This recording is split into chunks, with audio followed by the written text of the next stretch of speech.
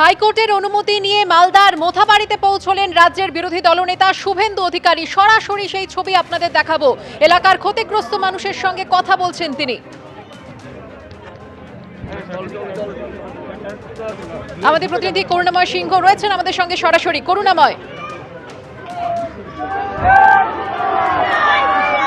দেখো এই মুহূর্তে শুভেন্দু অধিকারী মোথাবাড়ির বাজার পাড়া সেখানে তিনি রয়েছেন এবং ক্ষতিগ্রস্ত মানুষ তাদের সাথে কথা বলছেন, পরিবারের সাথে কথা বলছেন এবং তিনি যেটা আমাদের ক্যামেরার সামনে এক্ষুনি বললেন, পুলিশের ভূমিকা নিয়ে তিনি তীব্র ক্ষোভ প্রকাশ করছেন।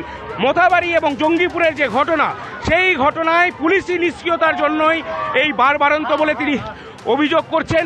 এই মুহূর্তে তিনি বাজারপাড়া এলাকা, সেই এলাকায় যারা ক্ষতিগ্রস্ত হয়েছেন মোথাবাড়ির ঘটনায় তাদের ওখানে যাচ্ছেন, তাদের বাড়ি বাড়ি ঘুরছেন শুভেন্দু অধিকারী। তোমাকে বলে রাখি, আদালতের নির্দেশে শুভেন্দু অধিকারী এখানে এসে পৌঁছেছেন। স্বাভাবিকভাবেই বিজেপির কোনো প্রতিনিধি দল কিন্তু নেই, একা বিরোধী দলনেতা তিনি রয়েছেন। বলছি শুভেন্দু দা, বারবার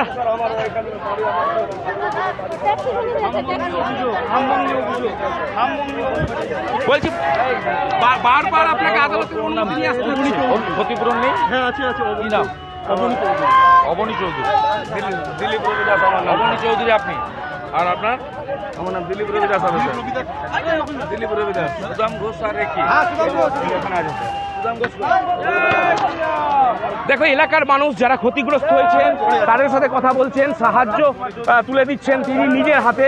তোমাকে বলে রাখি, যেহেতু আদালতের নির্দেশে তিনি এসছেন, স্বাভাবিকভাবেই তিনি একাই এখানে এসেছেন, বিজেপির কোনো প্রতিনিধি দল তার সাথে নেই।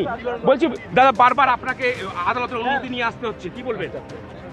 এই যে দেখছেন এখানে মানুষকে সরকার প্রোটেকশন না দিয়ে দাবিয়ে রেখেছে। বলছি পুলিশের ভূমিকা, যাদের 24 জনকে ধরেছে ওরা প্রকৃত দোষী নয়। ভিডিও ফুটেজ ধরে সব দোষীদের ধরতে হবে। এখানে ক্ষতিগ্রস্ত 6 জনকে নিয়ে উচ্চ আদালতে আমরা গেছি, এনআইএ দাবি করছি, সিবিআই দাবি করছি। বলছি জঙ্গিপুর এবং মোথাবাড়ি দু জায়গাতে আমরা দেখলাম পুলিশের ভূমিকা নিয়ে কি বলেন, পুলিশকে লুকোতে হচ্ছে কার্যত দোকান ঘরে। পুলিশ যখন ব্যবস্থা নেয়নি, ওরা যা করার করে দিয়েছে। আপনাকে বলি, ফেসবুক লাইভ করতে করতে করেছে, আগে থেকে হঠাৎ তো হয়নি, জানিয়ে করেছে। যদি কারো আস্থায় কেউ আঘাত দেয়, থানায় যান, আইন হাতে তুলে নেবেন কেন?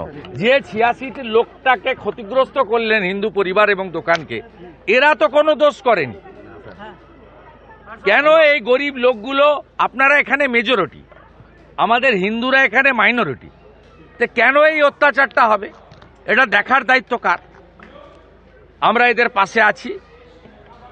দেখা করলাম অনেক লড়াই করে, 3 বার আমি চিঠি দিয়েছি এসপিকে, ঢুকতে দেয়নি, আমাকে হাইকোর্টে যেতে হয়েছে। হাইকোর্টে সব শর্ত মেনে 10টায় আমি পৌঁছে গেছি। আমার একটা প্লেস হলো, আর 3টে জায়গায় হাইকোর্ট বলেছে অ্যালাও, 3টে জায়গায় আমি যাব, তারপরে প্রস্থান করব। 6 জন ক্ষতিগ্রস্তকে নিয়ে আমি আইনি লড়াই করছি। এখানে কেন্দ্রীয় এজেন্সিকে দিয়ে তদন্ত করিয়ে সমস্ত দোষীদের গ্রেপ্তার করাবো, যেভাবে ডালখোলা, রিসড়া, শিবপুরে করেছি, ঠিক একইভাবে মোথাবাড়িতে পার্মানেন্ট শান্তি প্রতিষ্ঠার দায়িত্ব বিরোধী দলনেতার। বলছি যে মদত কারা দিচ্ছে দাদা, মদত কারা দিচ্ছে? শাসক দল।